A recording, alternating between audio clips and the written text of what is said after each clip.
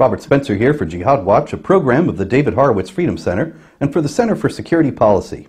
Sean Andrew Duncan is a 21-year-old convert to Islam in Virginia who is under investigation for ties to the Islamic State, that is ISIS.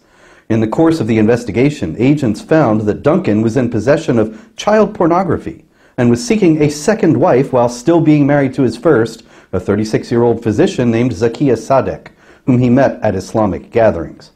Duncan embodies a phenomenon that authorities so far have determinedly ignored: the lethal convert to Islam.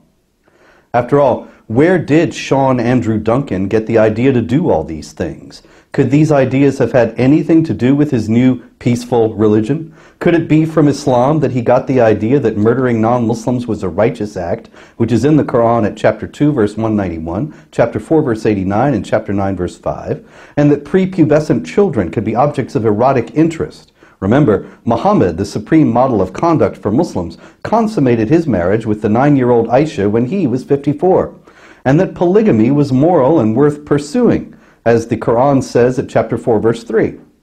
Or would such thinking be Islamophobic? Nor is Sean Andrew Duncan by any means the only convert to Islam to attract law enforcement attention. In San Diego recently, another convert to Islam, Marcello Deshawn McCain, was sentenced to 10 years in prison for possessing an illegal firearms cache and lying to investigators. He had planned to join the Islamic State. McCain's brother Douglas was killed while waging jihad in Syria in 2014.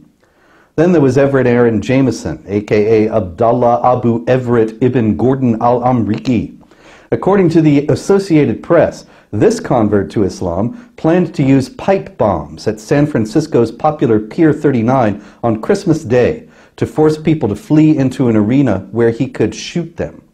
Al-Amriki, a former Marine, declared, "I was a soldier in the Kufar, that is unbeliever army, before I reverted, that is converted to Islam. I have been trained in combat and things of war, inshallah, that is Allah willing, anything of that nature as well as funding, anything for Allah." He said that he wanted to replicate recent jihad mass murder attacks in New York City and San Bernardino, California. When they searched his home shortly before Christmas, FBI agents found a statement reading, "I, Abdullah Abu Everett ibn Gordon, have committed these acts upon the Kufar, that is the unbelievers, in the name of Dar al-Islam, that is the House of Islam, Allahu Akbar. You all have brought this upon yourselves. There is no innocent Kufar. Each and every Kufar in this nationalistic, godless society has a hand in this. You've allowed Donald J. Trump to give away Al-Quds, that is Jerusalem, to the Jews. Both you and he are wrong. It belongs to the Muslimin, that is the Muslims. We have penetrated and infiltrated your disgusting country. These acts will continue until the lions of Islam overtake you.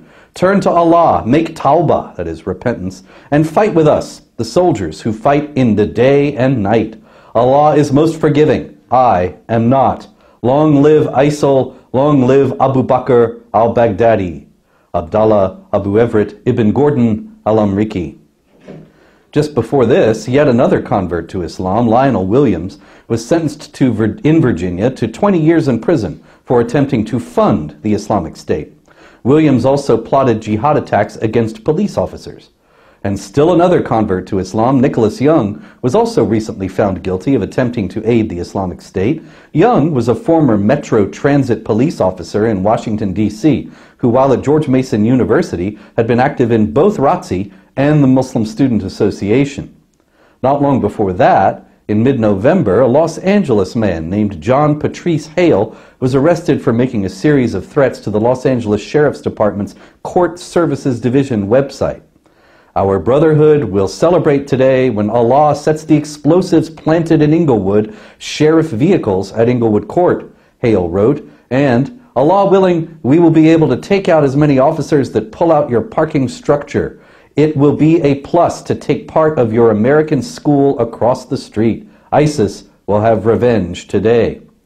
In yet another message, Hale wrote, all praises to Allah. Today, we will detonate an explosive at your La Brea and Arbor Vitae location if our needs aren't met by your company, ISIS. All those converts to Islam were plotting murder and mayhem in just 2 months' span.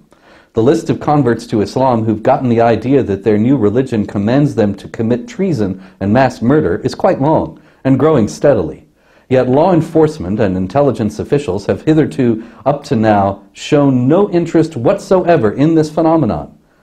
Now, if converts to Christianity were turning so regularly to violence and sedition, would they be so blasé? I'm Robert Spencer.